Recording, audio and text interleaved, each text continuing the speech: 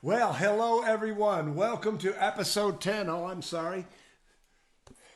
Episode 10 of the Coronavirus and the Independent Retailer podcast.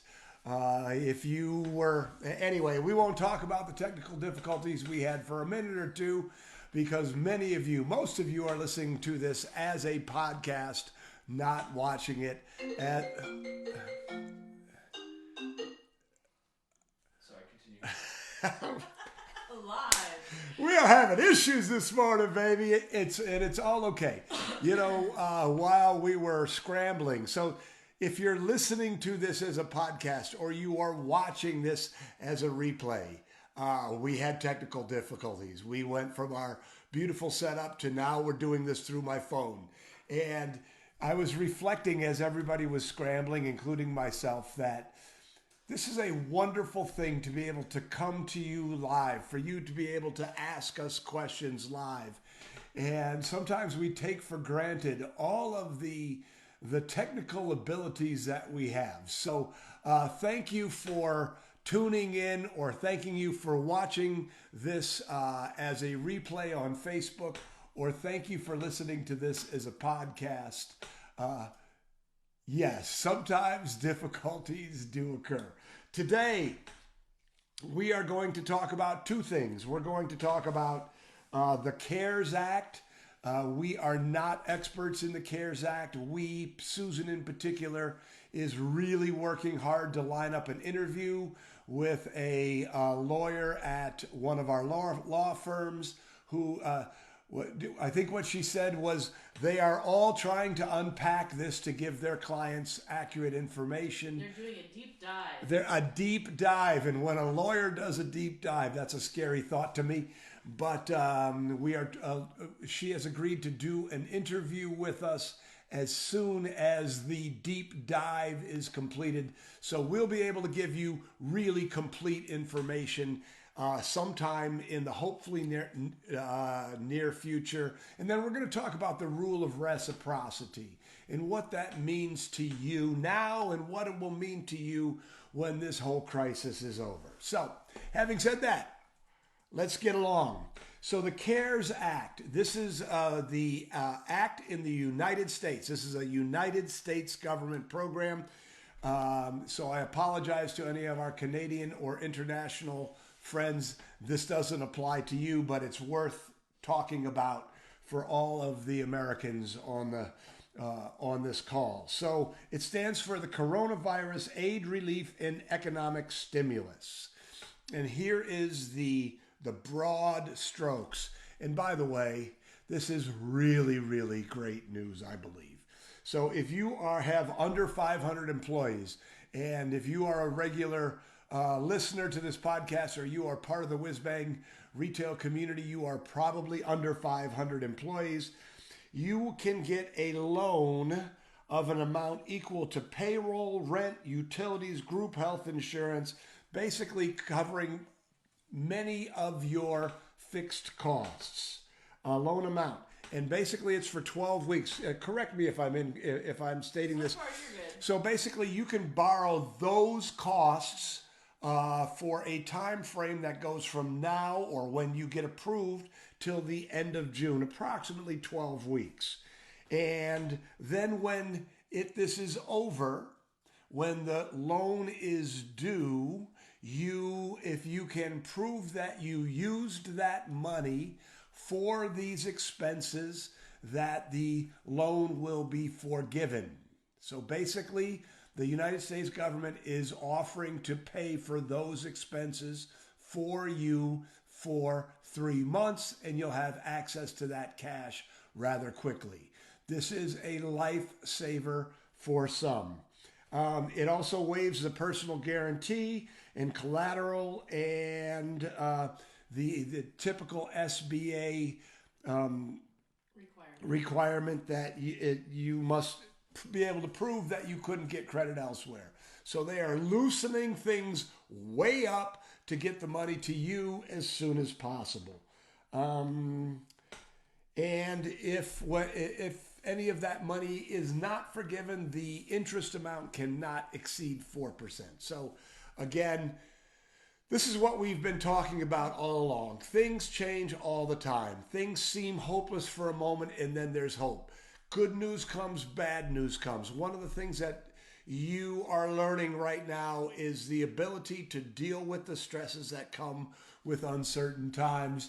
And if you've been feeling despondent, if you've been feeling stressed out or overwhelmed, I hope that you use this news as an opportunity to take a deep breath and be grateful and recognize that you can move forward.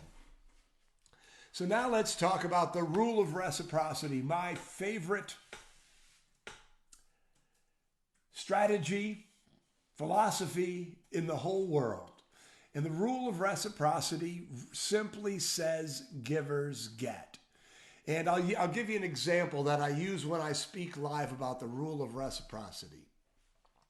So let's say my son Joel, who's sitting over here, and I were walking towards two sets of double doors. Like here in the Midwest where it's cold, we don't just have a door that goes from the outside to the inside. Typically there's a door, a space, a vestibule, and then another set of doors. That keeps the cold out, keeps the hot out. But Joe and I are walking towards this set of double doors, and I don't know Joe. I mean, he is my son, but in this case, he's a fictional character. I don't know Joe. Joe doesn't know me, but I'm a good guy. So I step in front of Joe, and I open the door for Joe, and Joe walks through. I'd like to ask you, what does Joe do? And the answer is, as you probably gave, Joe opens the door for me. It would be a little uncomfortable if Joe sat there and waited for me to open the second door. This is the rule of reciprocity in action.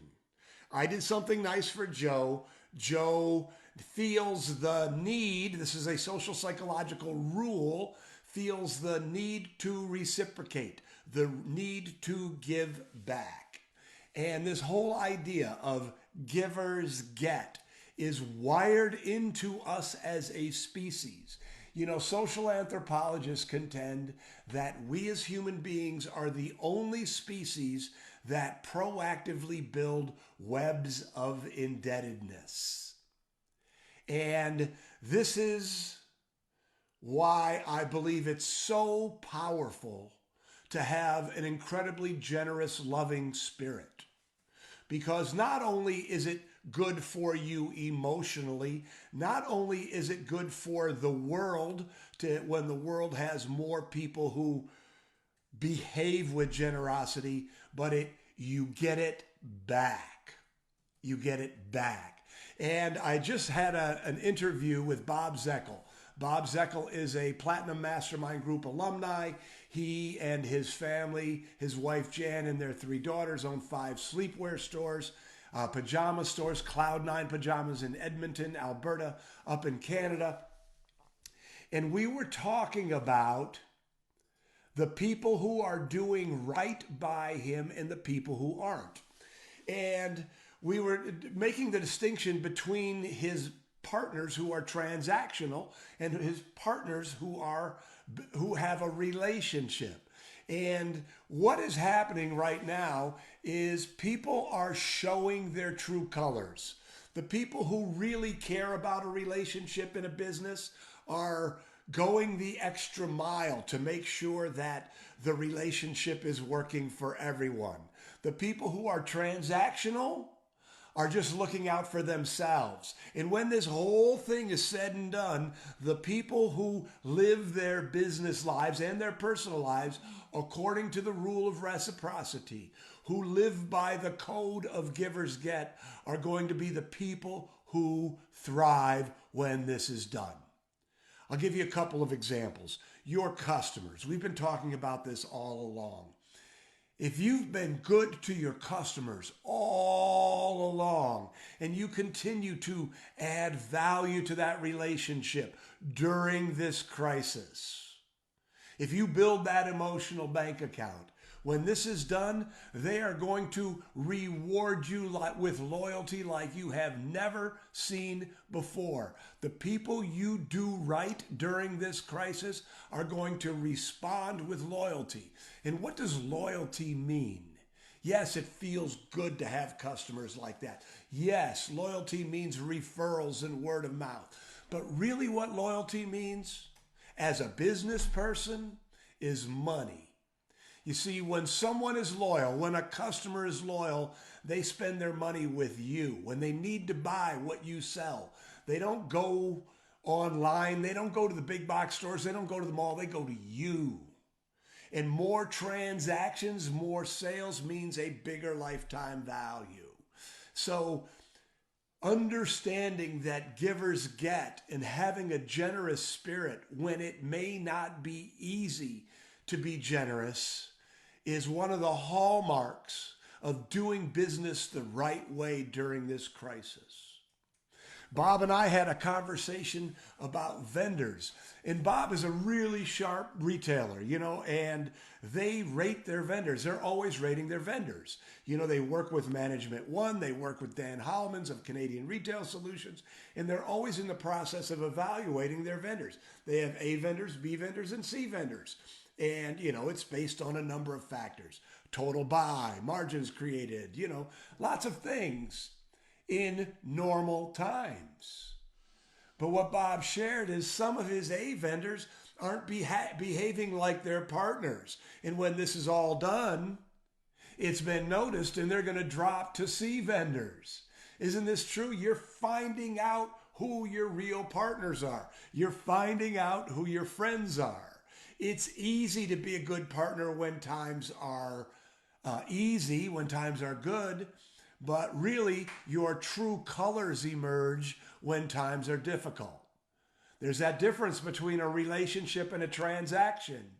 And what's going to come from this is you're going to find out who you have a relationship with and who is treating you like a transaction.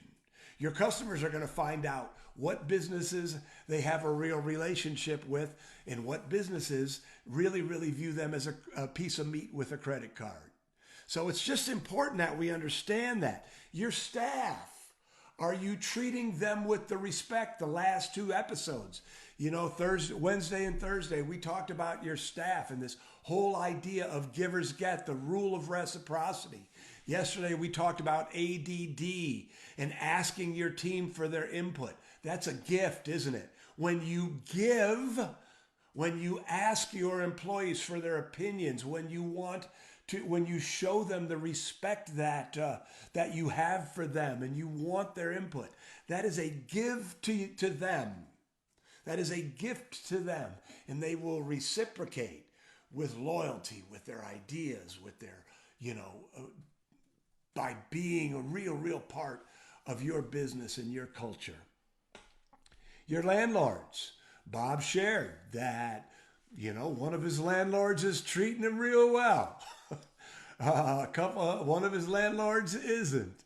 And Bob's words was, well, there's going to be a reckoning. See, one of the landlords recognized that they had a relationship, and that landlord realizes that they want that relationship to last for a long time. The other landlord needs his money now, has no room to move.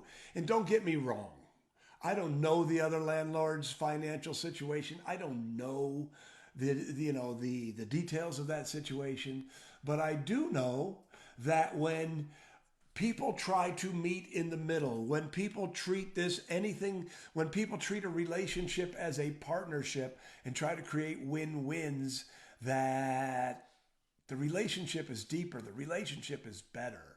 And that's what we're looking for. You cannot get from a closed fist. You have to be open. And I guess that's just what I wanted to share with you. There's so much anxiety, and there's so much uncertainty. There's so much hope. There's so many emotions that are running at breakneck speed. But let's just all really, really try to tap into our very, very best instincts to be the very, very best human beings that we can be. Because not only will being a good human being make it better and easier for you to get through this as a person, being a better human being, doing better work in the world will make you a better business and will position you better when this whole thing is said and done. All right, so it's Friday. Susan and I won't see you tomorrow or Sunday, but I hope that you found this very, very helpful. If you are not part of our Whiz Bang Retail community on Facebook, I would encourage you to go there. If you are watching this on Facebook and you haven't subscribed to this as a podcast, please go to your favorite platform. A lot of you, it's iTunes. And I would really, really appreciate it if you'd show some love. Maybe give us a review. Maybe say a few kind words. And I would really, really appreciate it if you were to share this. So that's it, everybody. It's Friday. I hope that